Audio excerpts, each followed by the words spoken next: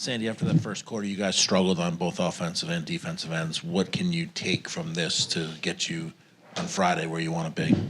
We're a way better team than what we showed today. So it was disappointing with that. I just thought, we turned the ball over and gave them easy things and easy baskets in transition, and just went away from what was working for us the first game. And but we know what we need to do, and now we're going back. It's just a elimination game. So that's it. We just got to prepare for that. Stay confident. We're a way better team than what we showed, and that's what we'll do. We'll focus on being better. Sandy, there was quite a disparity when it came to the points in transition. I believe the Mercury had 20 to you guys had 2. I guess just why was it so hard for you all to be able to match that and get out in transition? Yeah, look, I think our turnovers led to those easy baskets in transition. So that's something, we've spoken about, where we just have to have a little bit more discipline there. And, we're taking the ball out of the basket a fair bit. So that kind of slowed us in our phase to get down there. And, we just have to be better. We know we're a better team, so it's disappointing to play like that in front of our home fans, but we're still alive, so we're going to go out there and win a game in Phoenix. Sabrina, the next game could be the last of the season for this group. I guess, what do you feel like this group has to do to make sure that it isn't? Yeah, I think it's control what we can, and that's just being a better team. I think it's learning from today, and that's a huge part. We can't go out and play the same way we did and expect a different result. I think we have to go out and make the adjustments and, play like our season's on the line, because it is, and so is theirs. And I think that's, it's going to come down to who can execute, who can string together the best 40 minutes of basketball, and, hopefully that's us. Sandy, in terms of what you were able to get from Stewie tonight, what was she able to do in your view, and what were the things she wasn't able to do that you usually can take for granted from her? Look, obviously it's a very physical team.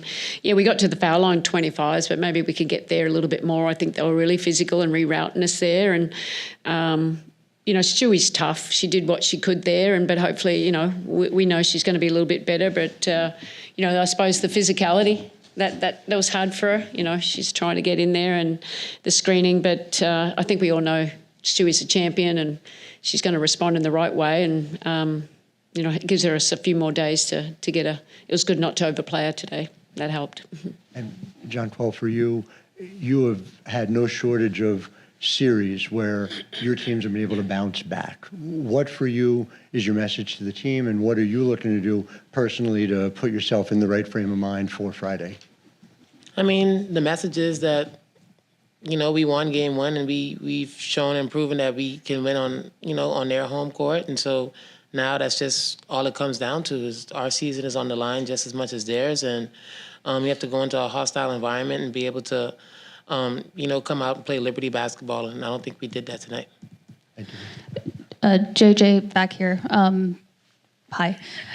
Today was kind of like a microcosm of this season, in the sense that you guys have been dealt with so many injuries and you have all this talent, but we haven't seen the full potential really. And Stewie tried her hardest, but so I don't want to act like this is all on her, but I guess, how frustrating is it that you guys are on this brink of finally being able to reach your full potential, that one more speed bump comes and disrupts things? I think it's deeper than just that. Like you said, it's not just on her. I think, all of us have to kind of step our game up, step our defense up, our offense up.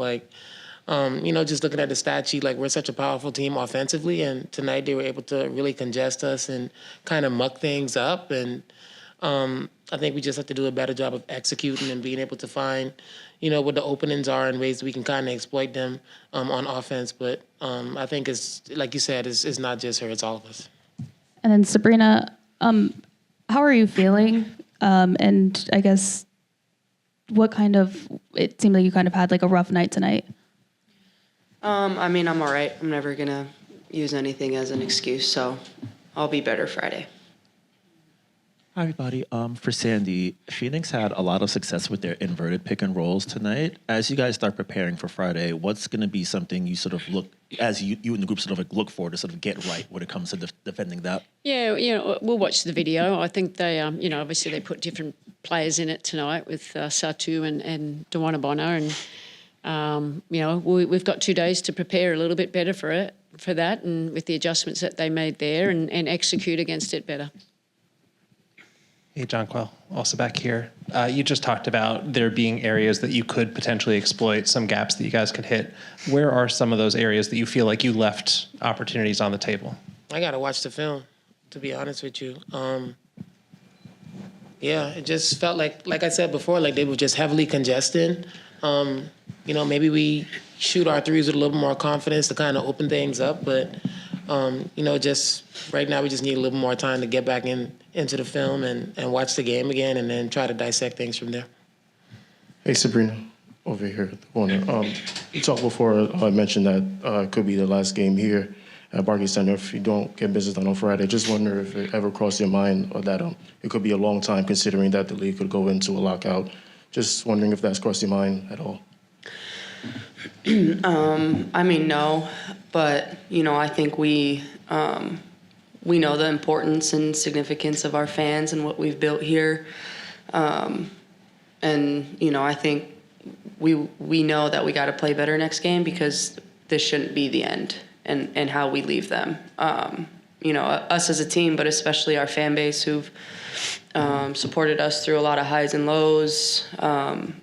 They deserve to have more games played here, and we do as well. And so, we got to go out and fight for our lives, fight for our season, and wanting to come back. But, we can't thank them enough for what they've done for us, not just this year, but year in and year out, that continue to grow. Every night's it feels like it's a sellout. They cheer us on. They stay to the end. And some nights are not our nights, but we know that we can always rely on them. Hey, El, sorry it didn't go your way tonight. My question will be for Coach. What kind of went right in the first quarter that you can take into Game 3, and what made it so hard to keep what went right and keep that momentum alive over the final 3 periods? Yeah, look, I thought both of these players were really good in the pick and roll action. JJ obviously spacing out and shooting the threes real quick. I thought Sabrina got downhill into the paint, got really high percentage shots, and then they just went to another level, and we didn't. We found it really hard to score in a multiple of ways. Their physicality, their congestion, everything. We just got to stay quick with our processes and not forget, when we're at our best, what it looks like. Thanks. Obviously, you guys are a resilient group, either Sabrina or JJ. What's the vibe right now among your teammates and just around the locker room? The vibe is the season isn't over. The vibe is that we got Game 1, like I said before, and now we have the opportunity to be able to go and play another game and to win another game. And so, like you said, we've been in this situations before. We have the experience, and we know what it's going to take, but there's definitely no panic. We're good. Thanks, everyone.